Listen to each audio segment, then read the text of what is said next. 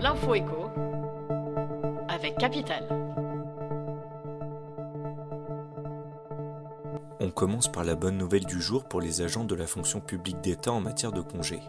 Un arrêté publié ce dimanche 25 février leur permet en effet de stocker davantage de jours de repos sur leur CET. Le plafond de leur compte épargne-temps va être relevé en 2024 de 60 jours en temps normal à 70 jours. Une mesure prise pour permettre aux agents d'épargner les jours de congé qu'ils risquent de ne pas pouvoir prendre cette année en raison du surcroît d'activité lié aux Jeux Olympiques de Paris.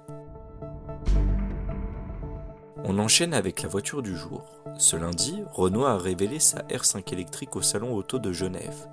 Pour Lucas de Meo, le patron du constructeur, la R5 est la meilleure voiture électrique compacte au monde.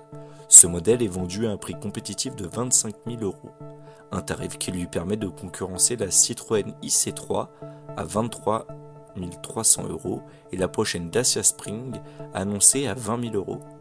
La nouvelle citadine compacte mesure 3,92 mètres de longueur pour 1,77 mètres de large. Toutes les caractéristiques et photos de ce modèle sont à retrouver sur notre site.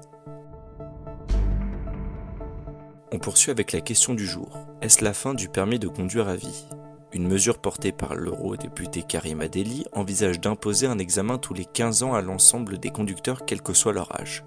Les personnes âgées de plus de 60 ans pourraient, elles, être amenées à passer une visite médicale encore plus souvent.